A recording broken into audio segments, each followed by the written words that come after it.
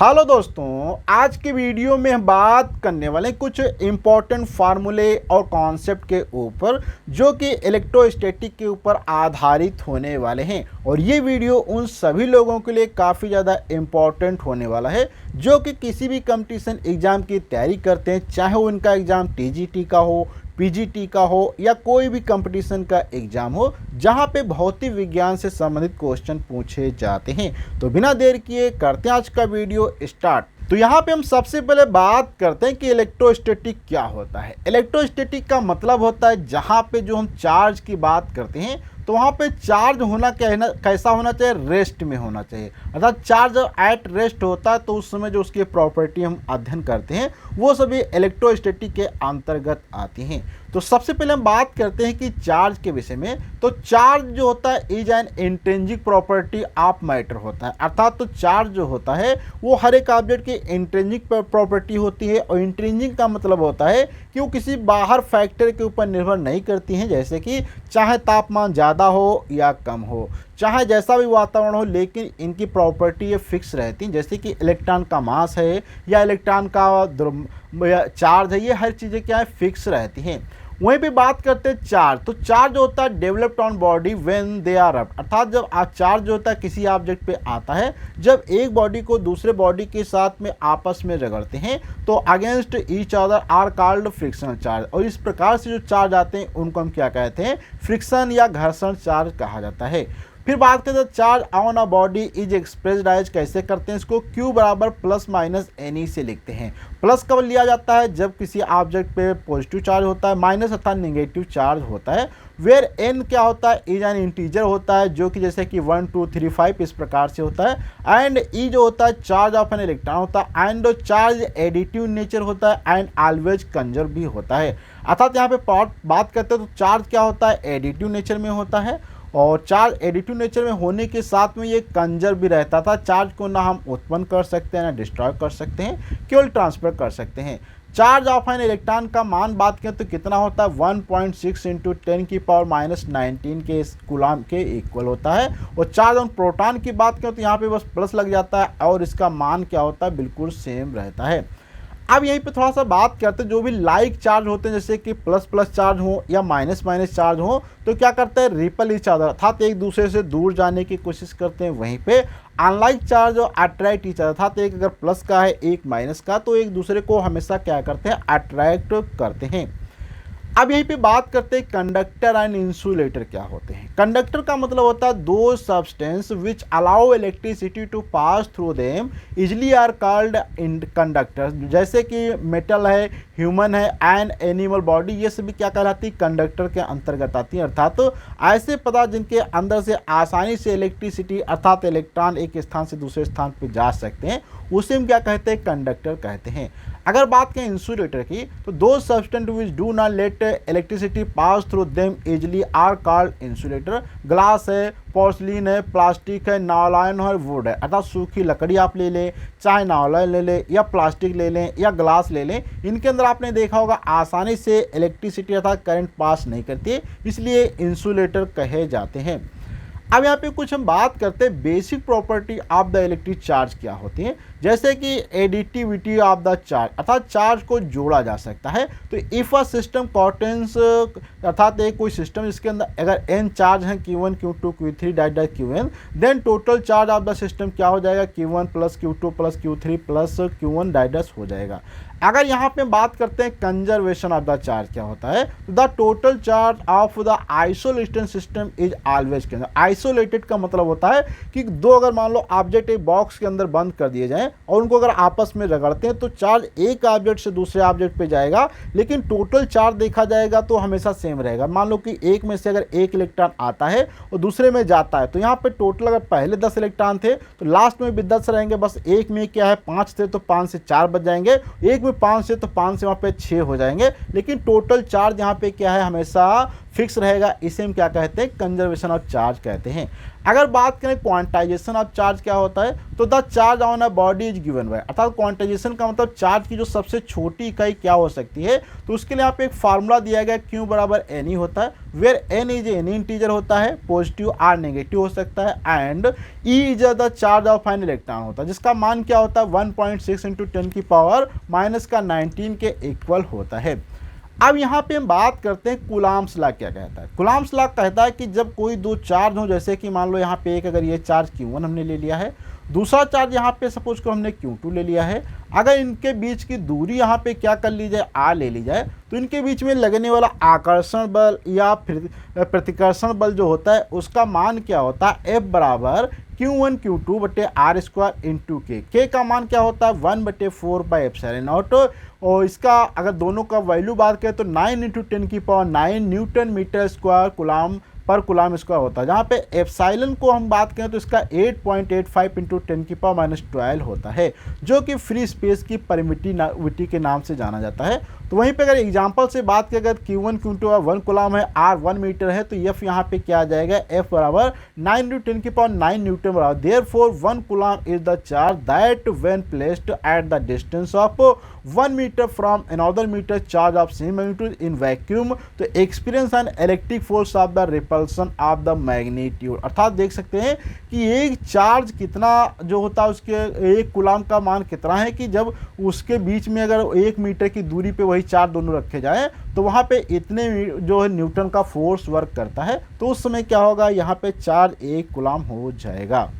अब यहाँ पे बात करें तो अगर कोई भी सिस्टम है जिसके अंदर चार्ज अगर Q1 Q2 Q3 दैट दिए गए हैं, the force on Q1 due to Q2 and same as given by the Coulomb's law, तो it is the unaffected by the presence of the other charges. The total force on the charge Q1 is the sum of individual due to the all charges. This called the superposition of the principal. Superposition मतलब अगर एक charge रखा है और भी बहुत सारे charge रखे हैं तो एक चार्ज के ऊपर कितना फोर्स कार्य करेगा उन सभी का वेक्टर सम करेंगे और आसानी से चार्ज पे एक फोर्स कितना लगा उसे हम कैलकुलेट कर सकते हैं। अब यहाँ पे हम बात करते हैं कि इलेक्ट्रिक फील्ड क्या होता है। The space around a charge up to which electric force can be experience is called the electric field कहलाता था। तो the space around a charge, अगर कोई चार्ज है उसके चारों तरफ का वह स्पेस होता है जहाँ पे कोई दूसरा इलेक्ट्रॉन क्या करता है या कोई दूसरा charge electric force can be experience is called electric field. तो इलेक्ट्रिक फील्ड क्या होता है, जैसे कि मान लो यहाँ पे अगर आप कोई चार्ज रखते हैं, इसके चारों तरफ अगर कोई दूसरा चार्ज लाएंगे, अगर वो इस चार्ज के फोर्स को अनुभव करेगा तो वहाँ पे क्या है, इस वाले चार्ज की इलेक्ट्रिक फील्ड कहलाएगी। जैसे कि सपोज को यहाँ पे हमने क्या किया है, एक ये चार्ज यहाँ पे हमने Q1 रख दिया। अब यहाँ पे आप अगर कोई चार्ज चाहे Q2 रखें, यहाँ पे आप Q3 रखें, या यहाँ पे आप Q4 रखें, या यहाँ पे आप Q5 रखें, तो इन सभी चार्ज पे क्या एक फोर्स लगेगा Q1 के कारण। तो इस कारण से यहाँ पे ये जो फोर्स लगता है इसे क्या है कहते हैं कि यहाँ पे इसका मतलब कि इसके कारण यहाँ पे इलेक्ट्रिक फील्ड विद्यमान है। अब बात करें तो इलेक्ट्रिक फील्ड स्ट्रेंथ की बात करें तो इसको कैसे कैलकुलेट करते हैं। अगर कोई सोर्स चार्ज क्यों दिया गया है आई डिस्टेंस आर, तो इलेक्ट्रिक फील्ड का फार्मूला क्या होता है 1/4 pi epsilon nought Q into r square होता है। यहाँ पे मल्टीप्लाई का निशान लगा है। अब यहाँ पे बात करें तो if a test charge Q is placed at the point where electric field is E, then the force on the test charge क्या हो जाएगा, तो F बराबर Q ही हो जाएगा। और यहाँ पे ध्यान रखो, अगर आपको चार्ज पता हो, फोर्स पता हो, तो इलेक्ट्रिक फील्ड यहाँ से आसानी से निकाल सकते हैं। E बराबर क्या करना है F/Q, यहाँ से ये फार्मूला आप याद रखना है। अब इसी में आगे बात करते हैं कि इलेक्ट्रिक फील्ड लाइंस क्या होती है, ये भी हमारे लिए काफ़ी ज़्यादा जरूरी है। तो electric field lines are the imaginary lines that originates from the positive charge and terminates at the negative charge. Electric field lines का मतलब वो जो पॉजिटिव चार्ज से क्या निकलते हैं और माइनस चार्ज के ऊपर ख़त्म होती है, और ये एक प्रकार से इमेजिनरी लाइन होती है जिनको आप देख नहीं सकते हैं, केवल आप इमेजिन कर सकते हैं कि ऐसा कुछ यहाँ पे निकल रहा होगा जिस कारण से एक चार्ज दूसरे चार्ज के ऊपर बल लगाता है।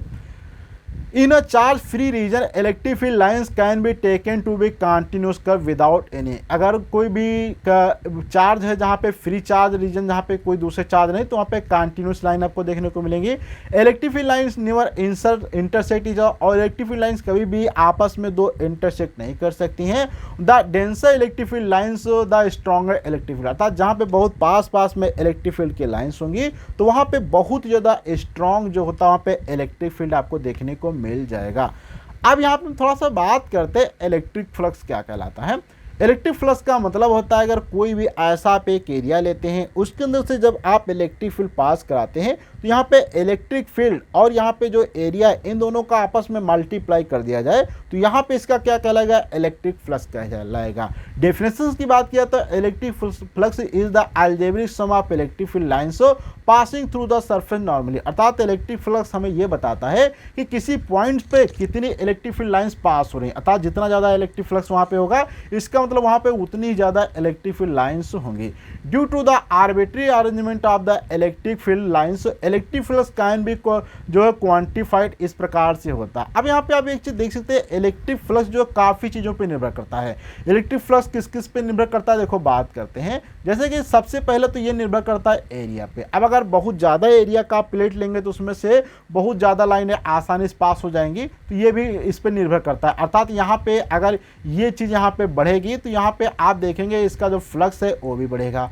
वहीं पे अगर हम बात करते हैं दूसरा यहाँ पे इलेक्ट्रिक फील्ड की लाइंस की, तो इलेक्ट्रिक फील्ड लाइंस आज जितनी ज़्यादा यहाँ पे बढ़ रहे होंगे उतना यहाँ पे क्या फ्लक्स भी बढ़ेगा, क्योंकि यहाँ पे क्या होगा, लाइंस ज़्यादा पास होंगी।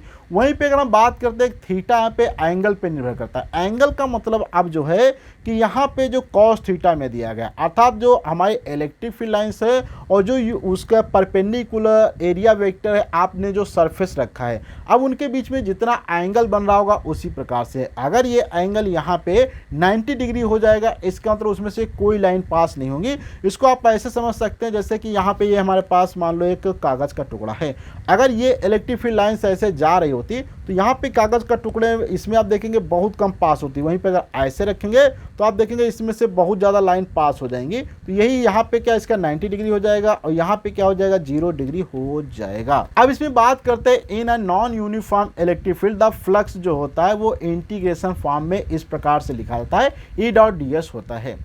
अब यहाँ पे बात करते हैं इलेक्ट्रिक डायपोल क्या होता है। तो an electric dipole is a pair of equal and opposite point charge q and minus q separated by a distance 2a। The line connecting the two charges defines the direction in the space होता है। देखो electric dipole का मतलब अगर कोई दो charge रखे हैं, जैसे कि मान लो यहाँ पे एक चार्ज ये लिया जाए, दूसरा चार्ज यहाँ पे ये लिया जाए, इनके बीच की अगर दूरी मान लो यहाँ पे क्या लेते हैं, 2l लेते हैं, तो ये बहुत ही डिस्टेंस क्या है, स्मॉल होती है। तो यहाँ पे एक चार्ज और इस डिस्टेंस को मल्टीप्लाई कर दिया जाए तो यहाँ पे क्या है, इलेक्ट्रिक डायपोल बन जाता है। By convention, the direction from the minus q to positive q is said to be the direction of the dipole. The midpoint of the location of minus q and plus q is called the center of the dipole कहलाता है। The dipole moment p of an electric dipole is defined by the p बराबर क्या होता है, q cross ta होता है। That is a vector whose magnitude is charge times the separation 2a and the direction is along the line of the minus q2 plus q की तरफ होती है। अब electric field due to dipole की बात करते हैं तो at the point P at distance r from the centre of the dipole क्या होता है, electric field 1/4 pi epsilon nought 2p/r/q, ये इलेक्ट्रिक फील्ड का फार्मूला होता है। At the point of the equatorial था परपेंडिकुलर डिस्टेंस पे, तो यहाँ पे ये इलेक्ट्रिक फील्ड निकल के आ जाती है इस प्रकार से इक्वेटोरियल पे। अब वहाँ पे बात करते हैं डायपोल अगर यूनिफॉर्म एक्सटर्नल मैग्नेटिक फील्ड में रखा जाता है तो उसके ऊपर एक यूनिफॉर्म इलेक्ट्रिक फील्ड में रखा जाता है तो उस पर एक फोर्स कार्य करता था टार्क। तो यहाँ पे क्या कार्य करता है टार्क, यहाँ पे आप देखें टाउ बराबर p क्रॉस e इसके ऊपर वर्क करता है। वहीं पे बात करें थीटा जो यहाँ पे 0 या 360 होगा तो डायपोल एक्सिस स्टेबल हो जाता है, अगर 180 होता है तो डायपोल एग्जिस्ट इन अनस्टेबल। अब यहाँ पे बात करते हैं कंटिन्यूस चार्ज डिस्ट्रीब्यूशन, अर्थात चार्ज डिस्ट्रीब्यूशन में लीनियर चार्ज डेंसिटी क्या होती है, q/λ होता है। सरफेस चार्ज क्या होता है, q/ये क्या होता है, s होता है। रो अर्थात वॉल्यूम चार्ज डेंसिटी क्या है, q/v होता है। अब यहाँ पे बात करते हैं गॉस लॉ क्या कहता है, तो the net outward normal electric flux through any close surface of any shape is equal to 1/4 pi epsilon times of net charge enclose by the surface होता है। कहने का मतलब इलेक्ट्रिक फ्लक्स किसी पॉइंट पे टोटल वहाँ से पास होगा, अर्थात कोई भी अगर क्लोज सरफेस लेंगे तो वहाँ से टोटल जो इलेक्ट्रिक फ्लक्स होगा वो क्या होगा, Q बटे एप्सिलॉन नॉट के इक्वल होगा। तो the electric flux of all points on the Gaussian surface क्या होता है, Q बटे एप्सिलॉन नॉट होता है।